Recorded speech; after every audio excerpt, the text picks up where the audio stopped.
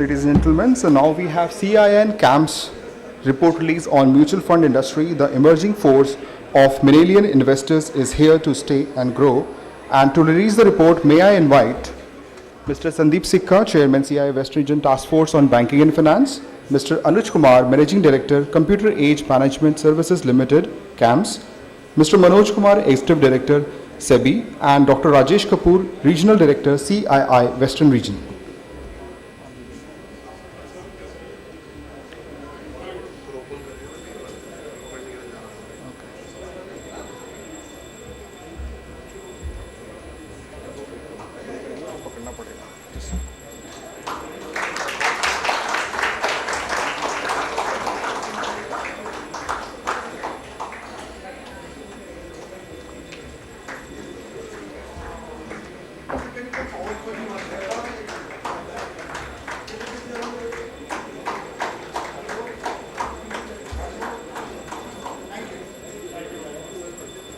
May I invite Mr. Anuj Kumar, MD, CAMS, to speak a few words.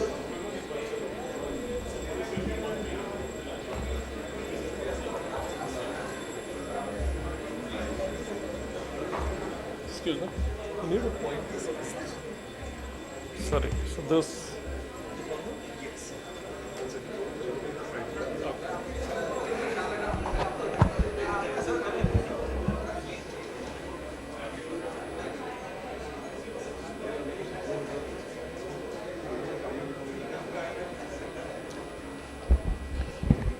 Hi, good evening, everyone.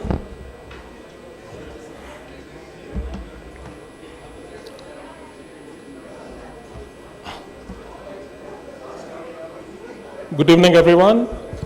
It's an honor for me to be in this August gathering today with the gracious presence of ED SEBI, Mr. Kumar, the CII MF Summit Organizing Committee, Sandeep Sikka, and the leadership from the Indian mutual fund industry. And while you saw us unveil the report, I just want to give a little context on what we have tried to do here. The topic given to us and the topic of focus was what are the key things which look like they will create the building blocks for the future of the Indian mutual fund industry. And while we pondered over many of the topics, there are obvious things that come to mind. I think the just constitution of the investors, the constitution of the people who are coming into the industry, the wide variance from what this used to be earlier struck the eye immediately. And we thought that as a theme we will build out the role played by millennial investors. As you know, that's a commonly used term for people who were born from a year up to a year, approximately from 1981-82 to about 1996. The report spans about 5 years, and while we've uploaded this report on camsonline.com, you can download it from there. There are physical copies available outside. You can pick them up. What I'll do here is probably spend just 5 or 6 minutes in explaining to you what the report constitutes. But more than that, I think what are the key insights? What is happening out there which is perhaps not getting captured in as many headlines and as many insightful headlines, and all of us, especially mutual fund houses, the manufacturers, distributors, advisors, everyone has played a large role in creating what's happened. So without losing any time, I will just get on to the details. This study is about only CAMS data, so about a little over 69% of the share of the industry. This is not the entire industry data. This has been done on our database. And what we see here is, think of it as a 5-year time frame starting from 18-19 going up to 22-23. So financial years, 5 financial years. And what we see is out of over 1.5 crore investors that entered CAMS service mutual funds, a staggering 54%. And this is in the face of all the impressions we carry that mutual funds are a product for mature investors. After you created surpluses, will not be your first stop in life. People start with bank deposits and hard assets. 54% of these investors that came into CAMS service mutual funds were between the age of 22 and 37 when they came in. And this percentage is growing. In fact, if you see FY20, where the percentage is most staggering, that number was 57%. And it is for us to collectively ponder whether this number will climb to 60, 65% and keep growing, because there is a growing trend. And these are serious investors. And I'll just show you some data which kind of lends credence to the fact that they're serious, they're long term, most of them going to be employed for the next 30, 35 years. Some of them will retire perhaps in the next 20 years. They're available for doing SIP top-ups, for doing more investments, expanding this for the family. So very, very interesting trends. Within this, if you see from a gender perspective again, and I think women investors and their behavior got alluded to in this very conference a little while back, 30% of these millennials are women. And these are people who are making independent financial decisions, have a paycheck of their own, a business income of their own. It's not surrogacy where somebody else is making a decision and this is just a PAN or a tax identity being used in the family. So about 30% of this is women. And then if you see T30, B30, I think the distribution is perhaps a little counterintuitive. Would have expected more people to be coming from B30, but I think this includes the pandemic years, and those 2 years, MFDs were not so active. It was largely the platforms, etc., has perhaps created a skew towards T30 contribution. One would have expected B30 to be a little larger. But the takeaways are 54% on an average new investors coming to CAMS service mutual funds were millennials, young people, some of them on their 5th or 10th payroll, some of them 37 or 38 years old. 30% of those 54% constituted women. What was their preference? What were they doing? And again, contrary to our beliefs of people initially finding or looking for safe havens for investment, almost 90% of people, these 54% of the 1.5 crore, sought out equity schemes. So talk about risk and talk about doing it early in life. If you see FY23, 90%. If you go back to FY21, the lowest was about 66% coming in through equity. But I think the verdict is clear that here is a set of behaviors that we did not see in the past. Very, very dominant early entry into the world of mutual funds behavior. Very, very early dominant behavior in terms of putting their fingers on what is considered as the riskiest asset class. Were there any preferences within equity? Intuitively would have thought it was large cap, but I think sectoral funds stole a march. They were the largest. And I'll come to the reason why. This wasn't what we were thinking the data would show, but the data showed this, and I think there's a reason for it, and I'll perhaps answer it in the next chart.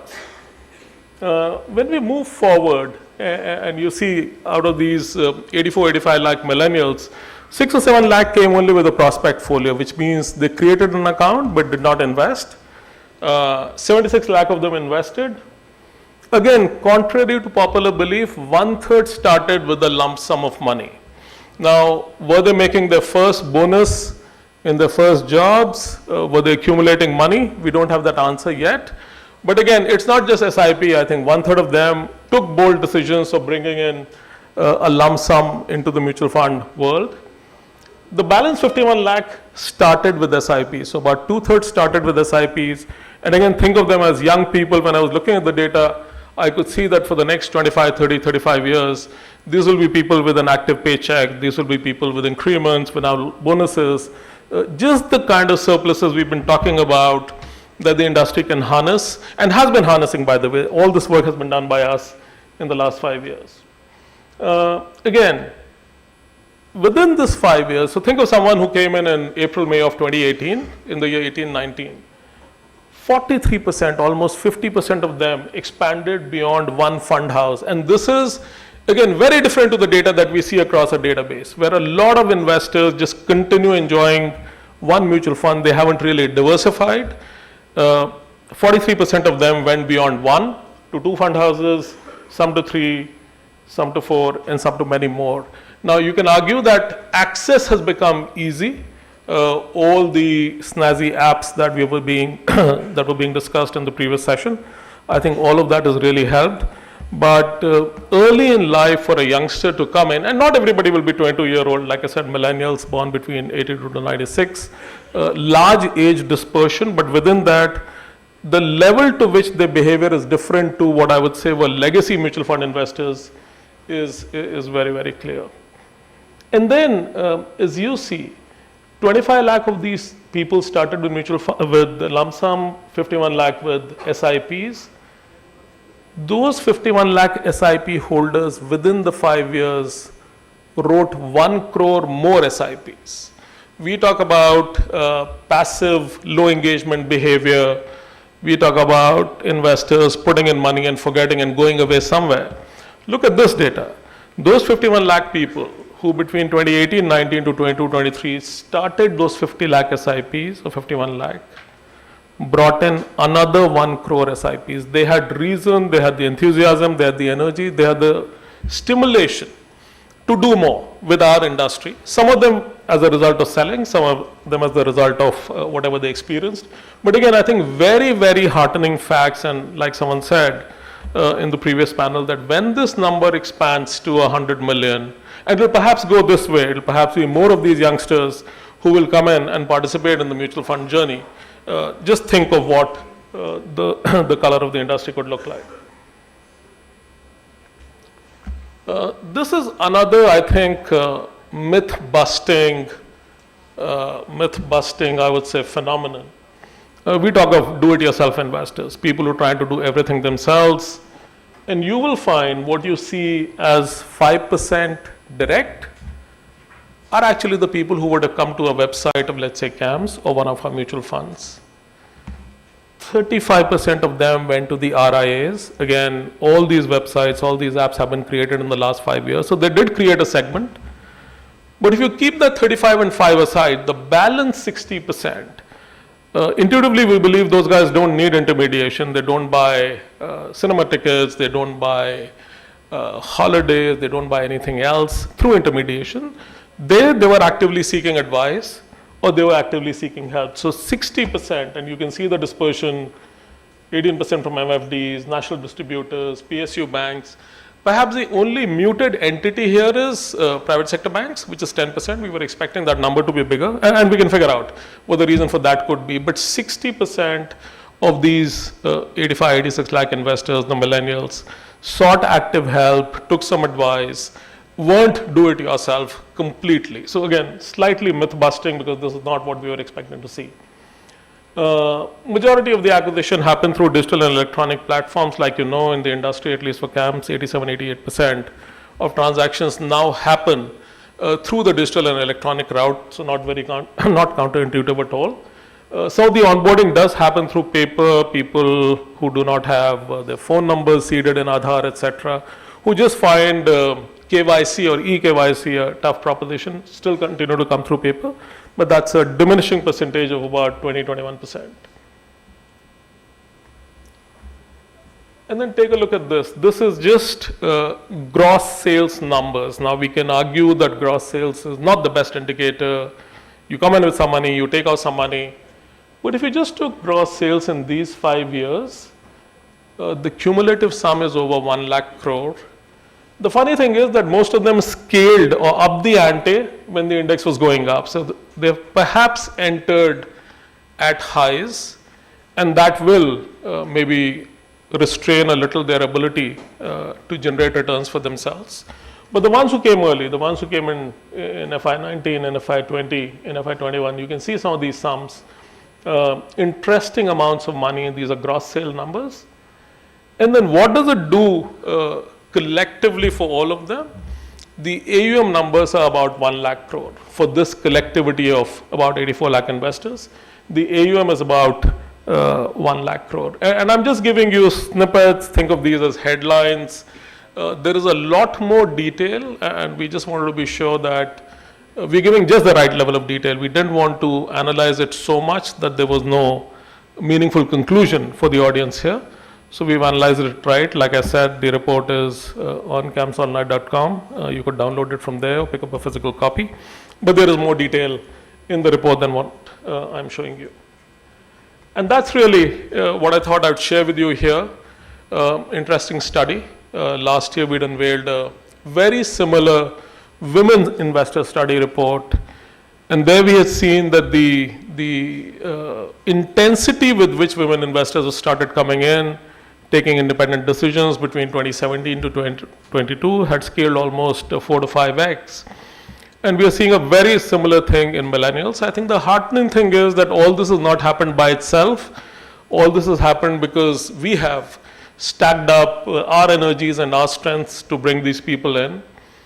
But they're not retirees, they're not people whose incomes are going to end. They're people whose incomes are going to continue scaling, they will continue creating massive surpluses. And I think my own belief is that for us as an industry, for each fund house, for each distributor, to just focus on this segment and see what they need, how we communicate with them, because of course, they're not like the rest of the monolithic whole, their behavior will be different. But all this has been achieved by us collectively, and I think that's very, very heartening to see. Again, like I said, very pleased to be amongst this august audience. Must thank Mr. Manoj Kumar, Sandeep himself, and Mr. Kapoor to have joined us in unveiling the report. And I look forward to more interactive sessions like this with all of you, so that we can pass on some of the insights. And as we work collectively, everybody who came here before me talked about scale, meaningful scale of all kinds, participation, depth, breadth, distribution, number of investors. I think it's stuff like this which will pave the way for us to have the meaningful data and facts with us to do all of that. I thank you for your time again. Thank you very much.